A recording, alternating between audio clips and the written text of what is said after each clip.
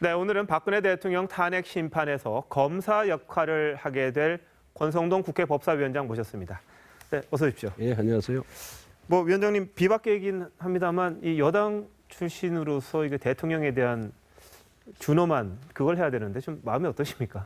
정말 무겁습니다. 예. 우리 당이 배출한 대통령인데 국민의 지지가 완전히 상실된 정도의 네. 그런 위반 행위를 해서 탄핵 국면까지 갔다는 점에 대해서 여당 의원으로서 또 정치인으로서 말할 수 없는 그런 참담함과 자괴감을 느끼고 있습니다.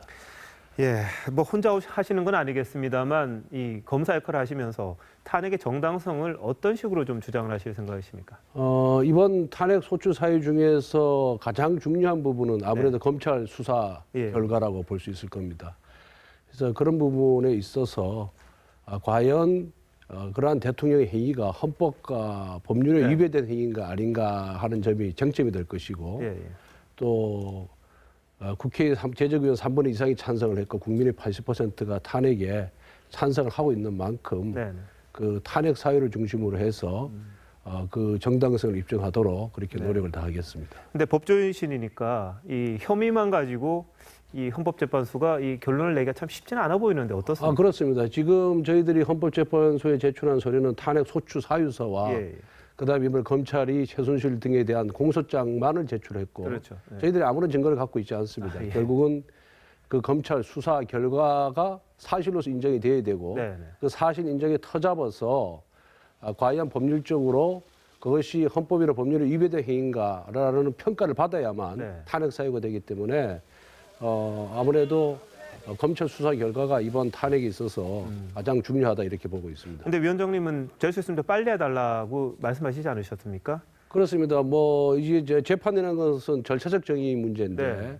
그래서 법과 원칙에 따라서 추진하되 가급적이면은 좀 빠른 속도로 탄핵 심판 절차를 진행해 달라는 주문을 요청을 헌재했습니다. 네. 근데 헌재가 오늘 집중 심리는 하겠다. 예, 그러니까 예. 빠른 시간 내에 여러 명이 같이 이제 하긴 하겠는데 다만 이 개별 안건에 대해서 선별 심리는 하지 않겠다. 다 보겠다.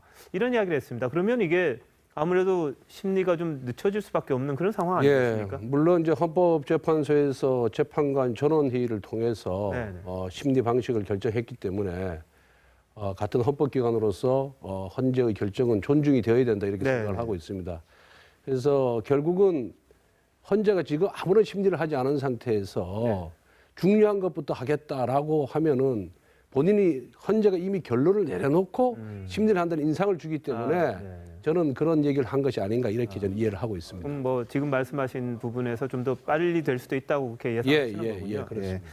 자, 근데 좀 더 빨리 하기 위해서는 탄핵 의결서에 있는 뭐 사유 같은 것들 조금 더 줄일 수도 있습니까? 어떻습니까, 그건? 저도 그것이 가능한지 법률적으로 검토를 하고 전문가한테 물어봤더니 불가능하다 그럽니다. 왜냐하면은 예. 국회의원 3분의 2가 의결을 거쳐서 네네. 헌재 탄핵 심판을 했는데 그걸 철회할 때도 동일한 절차를 거쳐야 된답니다. 만약에 법사위원장인 제가 네. 마음대로 넣었다 뺐다 한다 그런다면 국회 의결을 무시하는 거 아니겠습니까? 네네. 그래서 그건 불가능하다고 보고요. 어쨌든 간에 국회의 의결을 거친 탄핵 소추 사유이기 때문에 어느 것이 무겁고 어느 것이 가볍다 이렇게 제가 구분할 권한은 없고요. 네. 모든 탄핵 소추 사유가 가급적이면 인정되도록 그렇게 탄핵 심판 절차를 진행할까 합니다. 헌법재판소가 선별 심리 안 하겠다는 것도 지금 위원장님 말씀하시는 것처럼 뭐가 중한지 경한지를 의도를 갖고 볼 수는 없다고 그렇습니다. 그런 거죠. 예. 미리 결론을 내려놓고 심판한다는 인상을 주면 그 심판이 예. 엉터리 재판이 되지 않겠습니까? 아마 헌재는 그걸 가장 우려하는 것 같습니다. 예. 근데 만약의 경우이긴 합니다만 이 1월에 헌법소장이 이제 헌법재판소장이 그만두시고 또 3월에 또 한 분이 그만두십니다. 그럼 9분 중에 7분만 남게 되는데 그런 상황이 됐을 때는 어떻게 좀 대책을 마련하셔야 될지요? 저는 헌법기관 구성은 즉시 보완이 돼야 된다고 생각합니다. 물론 대통령이 지금 유고 상태지만은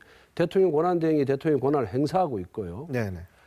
그렇다면은 정말로 국민의 신망을 받는 사람, 또 어떤 정치적 편향성을 의심받지 않은 사람으로 대통령 권한대행이 추천을 해서 네네. 그 9명의 재판관이 해야 된다고 생각하고요. 특히 헌재 소장이 중요한 거는 그 네. 무게감이 틀립니다. 그렇죠. 헌재 소장이 사실 심리나 평의를 주도를 하거든요. 네. 그런데 헌재 소장이 아닌 일반 재판관이 또 내일 모레 나갈 재판관이 이거를 주도하기는 무게감이 있어서 카리스마에 있어서 차이가 난다 이렇게 네. 보기 때문에 가급적 헌재 소장은 임명하는 것이 바람직하고요. 이정미 재판관 같은 경우에는 그 대법원장 추천복입니다. 네. 지명복이시기 때문에 이정미 재판관 후임은 현재 대법원장이 지명하면 대통령 임명은 형식적인 것이기 때문에 네. 그거는 뭐 별 정치적 논란 없이 보완이 보충이 될 것이다 이렇게 보고 있습니다. 알겠습니다. 근데 야당이 그걸 받아들일지 모르겠습니다. 권한대행이 헌법재판소장을 지명하는 거에 대해서. 그거는 법적으로는 문제가 없는데 네, 네. 정치적으로는 네. 검토를 하겠죠. 알겠습니다. 자, 이제 당내 문제 좀 여쭤보겠습니다. 예. 이 오늘도 친박과 비박계가 상당히 뭐 다퉜습니다.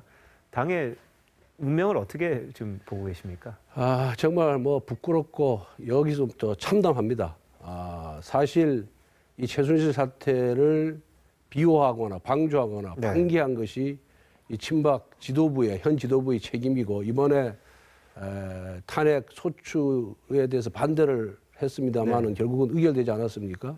그럼 정치적인 책임을 져야 된다고 생각하는데 네. 이 국민의 여론이라든가 민심과는 동떨어지게 친박 지도부가 정말 막무가내식으로 지금 나가고 있거든요. 예. 근데 이걸 대화가 돼야 되는데 이 이성이 지금 작동 안 하고 감정만 지금 예, 좀 그런 것 같습니다. 과잉 표출되는 같은 그런 어려움이 있어서 힘듭니다만은 여하튼 당 내에서 하나가 되기 위한 노력은 계속해서 기울여야 될 것이고 그러함에도 불구하고 비박 지도부가 전혀 책임을 네. 지지 않겠다는 자세를 보이면은 저는 개인적으로 그러면은 길을 달리할 수밖에 없지 않는가 생각을 그러시군요. 갖고 있습니다. 근데 지금 새누리당의 이름 가지고 다음 대선을 지금 치를 수 있으시겠습니까? 어렵죠. 지금은 어렵습니다만은 그래도 우리 새누리당 내에 양심적인 보수 세력들이 하나로 뭉치고 또 밖에 계시는 대선 주자들을 이렇게 모아서 경선이나 이런 흥행을 통해서 보수의 가치를 지키는 모습을 보이면은 지금 우리 국민 중에서도 보수를 지지하는 분들이 많이 계시거든요. 네. 그럼 저는 어렵지만은 승산이 아주 없지는 않다 이런 견해를 갖고 그럼 있습니다. 반기문 총장도 그분 중에 한 분이 되시는 거죠? 예, 그분이 우선 보수 쪽에서는 가장 국민적 여론이 가장 높은 분이니까 당연히 그분을 모시려는 노력을 우리 당에서 해야 된다고 생각합니다. 알겠습니다. 네, 이 전국 잘 수습하시고 보수 또 힘을 합칠 수 예. 있도록 뭐 새누리당 내에서 또 역할을 하셔야 될 것 같은데 하여튼 국민들 안심하게 좀 해주셨으면 감사하겠습니다. 예, 열심히 노력하겠습니다. 고맙습니다.